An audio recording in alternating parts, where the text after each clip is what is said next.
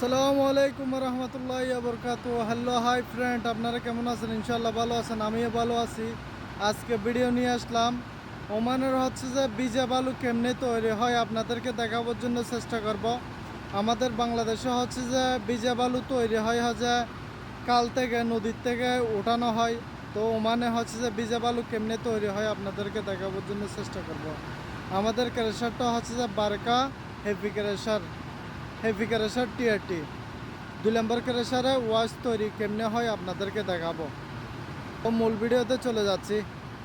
তো দেখতেছেন দর্শক ভাইয়েরা, এখানে গাড্ডা দেখতেছেন, গাড্ডা এটার মধ্যে ফ্রেশ পানি রাখা হয়। এখানে ফ্রেশ পানি রাখা হয় গাড্ডা এটার মধ্যে। দেখতেছেন পিছনে পিছনে যে এখানে মাটি জমা হয়। এখান থেকে যে নালা দিয়ে কাঁচারা পানি আসে। কাঁচারা পানি এসে যে এখানে জমা হয় মাটিগুলা। মাটি জমার পর ওই সাইডে যে ফ্রেশ পানি ওটাই যে এই সাইডে ফেলানো হয়। এটা দিয়ে যে স্যান্ড বেলে চলে গেছে পানিটা।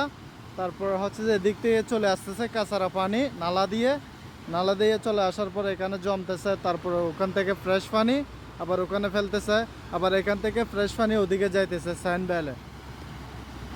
তো দেখতেছেন কাঁচারা পানিগুলো এদিকে বাইরে হচ্ছে, এদিকে বাইরে হয়ে যে নালা দিয়ে ওখানে গাড্ডার এখানে চলে যাচ্ছে। ওপরে দেখতেছেন এটাকে ফিল্টার বলা হয়, ফিল্টারে মাল ডালা হয়। মাল ডালার পরে যে সার্জিন কনভেয়ার আসে। সার্জিন কনভেয়ার থেকে যে 1 নম্বর স্ক্রিনে আছে, 1 নম্বর স্ক্রিন থেকে যে চালা হয়। চালার পরে যে পাথরগুলো প্ল্যান্টে চলে যায়। প্ল্যান্টে চলে যাওয়ার পরে যে এটা ডাইসেন কনভেয়ার থেকে। তো এখান থেকে তো শুডে গিরা হয়, শুডে পানি গিরা হয়। আপনাদেরকে দেখাচ্ছি। তো ডাইসেন কনভেয়ার থেকে যে শুডে পড়া হয় একদম কোনার মধ্যে। এখানে পানিও বাইর হইতেছে, তারপরে পাউডারও পরে, মাটিও পরে। তো পরার পরে এখানে চলে আসে, এখানে ওয়াশ হয় মাটিগুলা ওয়াশ হয়ে যে এটাকে স্যান্ডবেল বলা হয়। তো এখান থেকে বাইর হয়ে যে এখানে বেল্টের উপর পরে।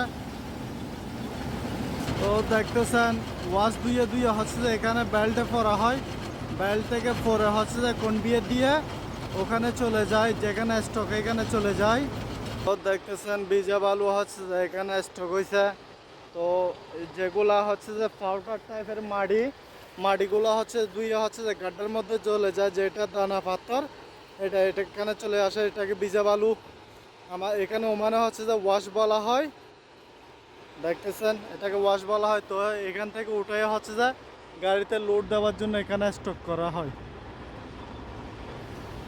তো বিজা বালুর তৈরিটা যে ভিডিওটা কেমন হয়েছে আপনারা জানাবেন, লাইক করবেন, শেয়ার করবেন, কমেন্ট করবেন।